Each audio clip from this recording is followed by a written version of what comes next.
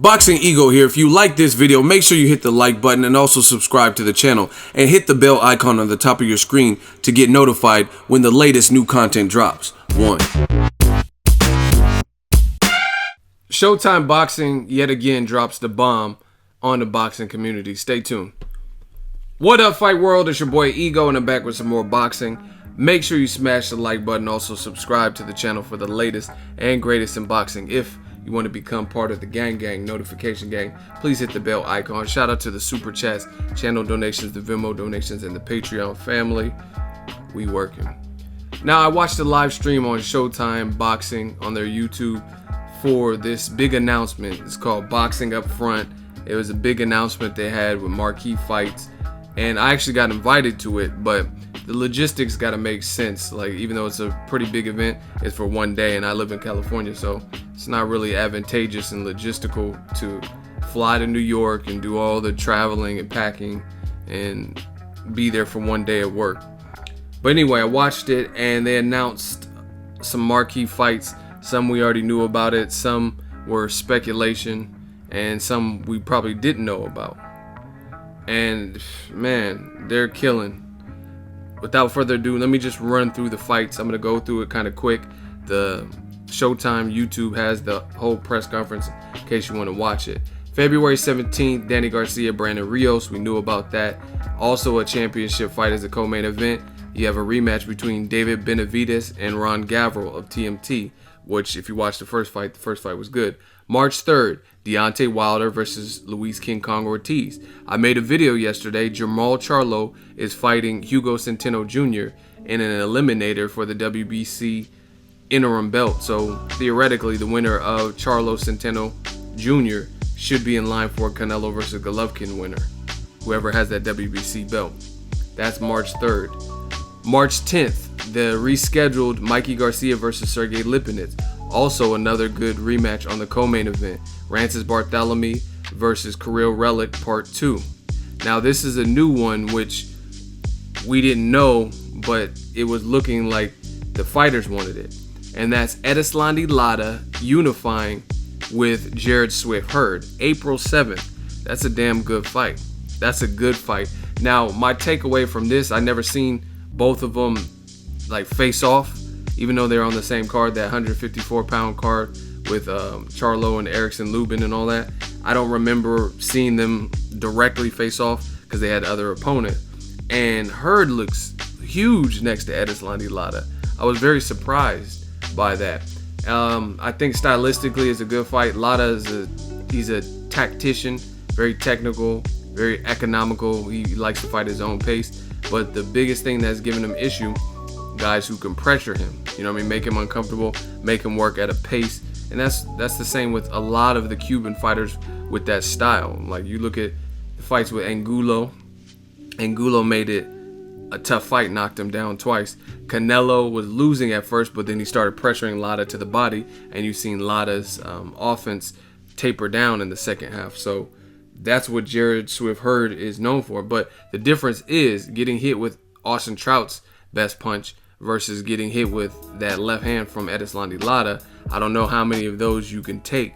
And Hurd didn't show the best defense versus Austin Trout. So, I don't know. It's a good fight. Moving on, April 21st, Adrian Broner versus Broner-Figueroa. If you guys remember Ego Rumor Mill, I told you this was the fight that my sources had told me about. Some people were saying Broner versus Khan. I didn't see that. I didn't see that happening. That's why I didn't make too many videos about it, because my source was telling me the Figueroa fight, and that's the main event. Also on this card is Gervonta Tank Davis, which I think is a good look. Broner and Tank kind of have somewhat similar personalities. The flashy, they'll trash talk and stuff like that. So to see them on the same card, I think that's a good look. They didn't announce who Tank Davis would be fighting, but nonetheless, who else is giving it to you like Showtime, where you're getting a main event and even a co-main event where you've even heard of the people, right? May 19th, Keith Thurman. A lot of people speculating that he's fighting Jesse Vargas. They didn't make it official, but I think it's Jesse Vargas. Now, another thing is Showtime is demolishing. That same date, May 19th in Canada, Adonis Stevenson for Broner-Figueroa. So let me get this straight. They're going to have a dual telecast, one in the US and then one in Canada. And Adonis Stevenson and Broner-Figueroa for the WBC light heavyweight world title. And then you're still going to see Keith Thurman come back on that same night. So May 19th, it's lit. It's going to be a good day for boxing. June 9th, a much anticipated Leo Santa Cruz versus Abner Mares rematch. And Jermell Charlo is going to be on that card. They didn't say who he was fighting, but again, that's just Charlo puts on entertaining fights, and I want to see who he fights, and you know what I mean. He's an entertaining guy that you're probably going to want to watch, and that's supposed to be at the Staples Center in Los Angeles, if I'm not mistaken. The first fight was good. This is a long talked about rematch, and they also fought on the same card against different opponents last year to build up for the fight. So I mean, this is just like unheard of, this type of calendar drop that they're doing. And it's like, we've heard of all these people. And then finally, June 16th, you have Errol Spence Jr. He doesn't have an official opponent, but I did a video yesterday. Likely it's going to be Carlos Ocampo, his mandatory, and it's going to be a hometown fight in Dallas, which he definitely deserves. And it's crazy because he just fought last Saturday, and we already know he's coming back. We already have a date of him coming back. Errol Spence said himself he wants to fight 3 times this year, and at this rate, it looks like he's on track to do that. Now, his third fight, will it be a big fight like a Keith Thurman, something like that? I guess we'll have to wait and see. But Charlemagne was the host, or one of the hosts, for this particular Showtime announcement, and he says, "Hey, Keith Thurman," when he brought him up to the mic, he said, "We want to see you fight Errol Spence." And then he said, "Oh, it'll happen. The Errol Spence fight, it will happen." Errol Spence, I was kind of trying to look for it. They didn't zoom in or nothing, but it looked like he was just like, yeah, whatever. Charlemagne was, he was decent. He messed up a bit, like he was calling Abner Mares, Abner Maurices or something like that. And then he was saying Leo's Santo Cruz or Santo Cruzo or something weird. So it's apparent he didn't know all the guys' names and stuff. You know what I mean? Probably a moderate level boxing fan. But either way, that's my roundup. I mean, Showtime is once again, they did this last year where they unveiled all these marquee fights, and it's like, HBO, you gotta do something, baby. Like, does HBO even care about their premium network for boxing? Because I want to see a response to this. And last year they didn't do it. When Showtime dropped all these Broner versus Mikey Garcia and all these fights were announced, we didn't really see HBO come back. And that's what makes competition go round. The only fight, let's see, HBO this weekend has Lucas Matisse versus a guy, Karim, that no one really knows. Jorge Linares, he's not fighting a big name like Mikey Garcia or Lomachenko. He's fighting against Mercita Gesta. You know what I mean? I'm going to watch it. I'm a boxing fan. But they don't really have much on their regular programming. Sergey Kovalev is fighting Igor Mikhelkin. You know what I mean? The co-main event is very good, and that's Dmitry Bivol defending his title against Sullivan Barrera. What else does HBO have? The Superfly 2 card. I really wish Inouye was on that, but he moved out of the division. So HBO has some catching up to do, because this is just like dropping the gavel on multiple fights that the fans will be familiar with the people involved.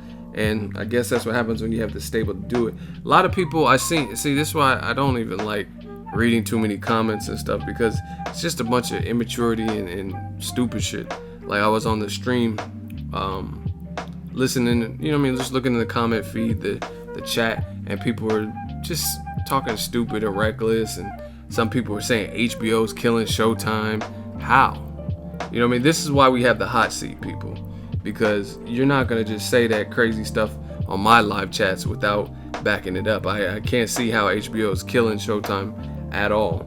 And then, you know what I mean, people were complaining about the setup and hurry up, just get to the announcing of the fight. Like, it's a show. Like, you guys can't be that impatient. Like, you just want them to come on. Steven Espinoza, who's in charge of Showtime Sports or whatever, you think he's just going to come on, oh, here are the fights. You know what I mean? They got to... It's just anything. Like, you watch the Oscars, they don't just immediately announce the best picture within 2 minutes of the telecast. They bring people up, they have performances, they have commercial you know what I'm saying? But when it comes to this boxing shit, some of these boxing fans act like fucking lunatics, where they can't wait a second to build up and get to the announcements. They just, oh, bring them out, get to the fights, this is boring, this sucks, Charlemagne sucks. Like, chill, man, because at the end of the day, you're lucky they're even doing this. You know what I mean? And I'm sure, I don't know, but I don't think all these fighters are coming out of pocket for their hotels and traveling from LA or Vegas or wherever they live. So, you know what I mean? That's probably on Showtime's tab. So you should be happy that Showtime's even doing this and accommodating and bringing all these different fighters from Texas to Tank Davis is from Baltimore, Broner's from Cincinnati, you know what I mean? Ron Gavrill's in Vegas, bringing all these people about to even showcase them on the same stage and make this announcement. Because once again, what has HBO Boxing done like this? What has Top Rank? What has Golden Boy? What have they done like this? So people need to just learn to sit the fuck back and appreciate it. Like, yeah, it has some hiccups. Charlemagne got some names wrong or this and that. Things could have been different, but I'm a fight fan. I don't care about. I just want to hear what fights are coming up, and you know, I'm seeing a couple face-offs and stuff like that. It don't take much to please me, but a lot of these fans act like impatient. Hurry up, get to it. Anyway, rant over. That's my thoughts. Some good fights. Let me know what you guys think of Showtime. Wilder looked a lot bigger than Luis Ortiz as well on the stage. I wish they did a Keith Thurman and Errol Spence face-off. That would have been nice. But let me know what you guys think of this announcement. What fight are you most anticipating? Drop your thoughts in the comment section. Make sure you smash the like button as always. Hate, comment, and subscribe. Till next video is Ego signing off. So if you enjoyed this video and want more content like this on the channel, you can show your appreciation by going to the PayPal donate button or the YouTube support button. And you can donate any amount that you feel is equivalent to the value of this video. Much more to come. Thank you guys for your support. Boxing Ego, the future of boxing.